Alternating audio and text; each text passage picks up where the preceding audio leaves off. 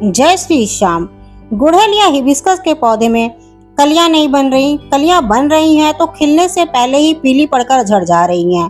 पौधा ग्रोथ नहीं कर रहा, ऐसा क्यों होता है? तो दोस्तों आज इस वीडियो में हम जानेंगे इन सारी समस्याओं का समाधान। दोस्तों गुड़हल एक गर्म जलवायु का पौधा है और इसे सीधी धूप पसंद है। कई बार हम इसे ऐसी जगह रख देते हैं जहां इसे धूप नहीं मिलती, तो उससे भी हमारा पौधा फ्लावरिंग नहीं करता है। इसको फ्लावरिंग के लिए सीधी धूप पसंद है। आप देख सकते हैं कि मेरे पौधे में कितनी कलियां बनी हुई है और कितने बड़े बड़े आकार के इसमें फूल खिले हुए हैं। आप भी इतने बड़े और सुंदर फूल अपने गुड़हल या हिबिस्कस के पौधे से ले सकते हैं।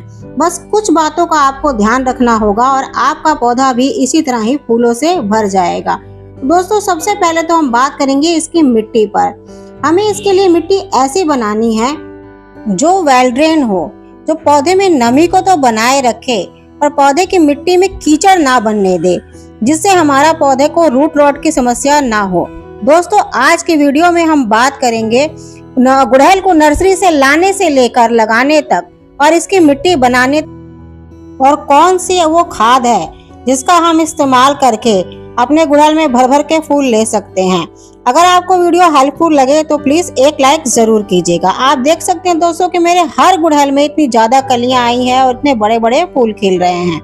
तो चलिए अब बात करते हैं। दोस्तों अक्सर क्या होता है कि हम नर्सरी से पौधा तो ले आते हैं पर हम उसे सही तरीके से लगाते नहीं है, जिसके बाद हमारा पौधा खराब हो जाता है या कहूँ तो मर जाता है। दोस्तों तो वो कौन सी छोटी छोटी बातें हैं जिनका ध्यान रख के हम अपने गुड़हल के पौधे को सुरक्षित रख सकते हैं और इनसे भर भर के कलियां और फूल ले सकते हैं। तो चलिए सबसे पहले हम बात करते हैं इसकी मिट्टी बनाने पर। तो यहाँ पर हमने बराबर मात्रा में मिट्टी और गोबर की खाद ली है। मैंने यहाँ पर सड़ी हुई गोबर की खाद ले रखी है। दोस्तों आप वर्मी कंपोस्ट या लीफ कंपोस्ट भी ले सकते हैं। गुड़हल को नमी पसंद है तो मॉइस्चर को होल्ड रखने के लिए हमने खाद और मिट्टी का बराबर यहाँ पर 10% कोकोपीट का इस्तेमाल किया है। दोस्तों कोकोपीट मिलाने से मिट्टी में नमी बनी रहेगी जो कि गुड़हल के पौधे को मॉइस्चर पसंद है। दोस्तों अब इसके ड्रेनेज को सही रखने के लिए कि हम पानी दे और पानी बाहर निकल जाए, हम यहाँ पर 5% रेत मिलाएंगे। हमने यहाँ पर मोटी वाली रेत ली है। एक अच्छी मिट्टी पौधे के विकास के लिए बहुत जरूरी होती है। तो अगर आप बढ़िया मिट्टी में पौधे को लगाएंगे तो आपका पौधा बहुत अच्छे से ग्रो करेगा। मिट्टी के अंदर के कीड़ों से पौधे को बचाने के लिए हम यहाँ पर नीम खली का इस्तेमाल कर रहे हैं। नीम खली एक ऑर्गेनिक फंगीसाइड है जो मिट्टी के अंदर के कीड़ों से पौधों को बचाती है और उनको किसी भी तरह के उनकी जड़ों पर नुकसान पहुंचाने से रोकती है। अगर आपके पास नीम खली नहीं है तो आप इस जगह पर 1 चम्मच हल्दी पाउडर का भी इस्तेमाल कर सकते हैं। अब मिट्टी को हम एकदम अच्छे से दोस्तों मिला लेंगे और इसमें हम अपने गुड़हल के पौधे को लगाकर दिखाऊंगी। दोस्तों हमारी वेल ड्रेन मिट्टी बिल्कुल बनकर तैयार है और गुड़हल को अपनी जगह से भी बहुत प्यार है। मिट्टी और जगह का गुड़हल के पौधे में बहुत ही अहम रोल है। तो चलिए अब अपने पौधे को लगाते हैं और बात करते हैं। तो सबसे पहले हमें इसके लिए पॉट कैसा लेना है, तो कम से कम दोस्तों आपको गुड़हल के पौधे के लिए 12 इंच का गमला जरूर लेना है, जिससे कि ये अपनी ग्रोथ अच्छे से कर सके। गुड़हल की बहुत सी प्रजातियां हैं और ये पौधा बहुत सारे रंगों में आता है।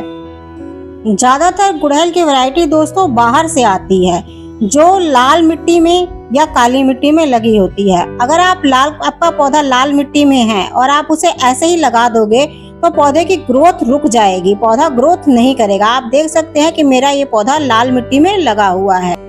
हमें इसकी जड़ों को नुकसान पहुंचाए बिना ही इसके रूट बॉल को धीरे धीरे तोड़ लेना है, हल्का कर लेना है। अब दोस्तों मैंने इस पौधे को लगाने के लिए यहाँ पर 12 इंच का ग्रो बैग लिया है। आप प्लास्टिक, मिट्टी, सीमेंट का गमला ले सकते हैं। बस हमें ध्यान रखना है कि हमें इसके लिए गमला ऐसा लेना है जिसमें इस पौधे की ग्रोथ अच्छे से हो सके, जिसमें चौड़ाई हो और ड्रेनेज उसका अच्छा हो। तो अब दोस्तों देखिए मैंने इसके रूट बॉल को छेड़छाड़ किए बिना ही बिल्कुल ढीला कर लिया है और इस पौधे को अब हम लगा देंगे। तो यहाँ तक तो बात हो गई दोस्तों कि हमें अपने पौधे को लगाना कैसे है।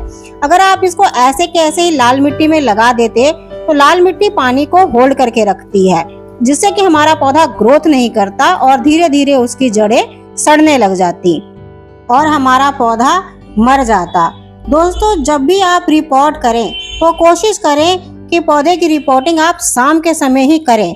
और रिपोर्टिंग के बाद दोस्तों एक जरूरी काम है जो हमें करना है। दोस्तों ये जो आप देख रहे हैं ये है एप्सम सॉल्ट। 1 लीटर पानी में 1 चम्मच एप्सम सॉल्ट को आपको मिलाकर और अपने पौधे में देना है। एप्सम सॉल्ट में मैग्नीशियम होता है जो पौधे को ट्रांसप्लांट के शॉक से बचाता है।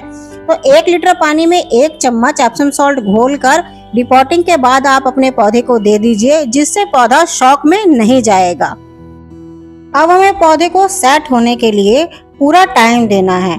तो हमें अपने पौधे को ऐसी जगह पर रखना है जहां पर इसे सुबह की 1 से 2 घंटे की धूप मिल जाए। नहीं तो हम इसे 2 से 3 दिन के लिए दोस्तों छायादार जगह पर रखेंगे, ताकि से हमारा पौधा अच्छे से सेट हो जाए और अच्छे से इसकी ग्रोथ हो।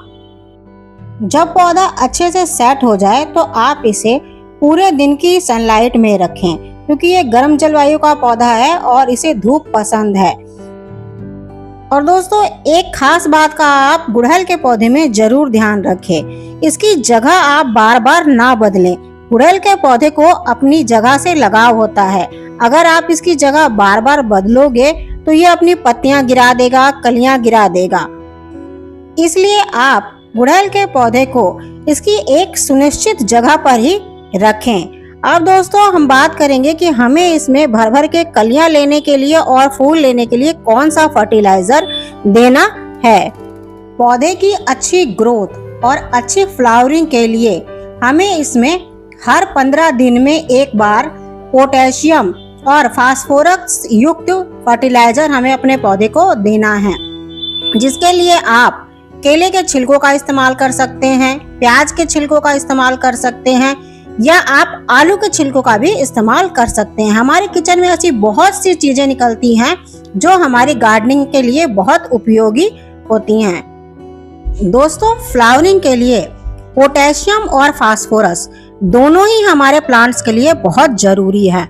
हम अधिकतर पोटेशियम पर तो ध्यान देते हैं पर फास्फोरस पर हम काम नहीं करते, जिसकी वजह से भी हमारा पौधा कलियां नहीं बनाता है।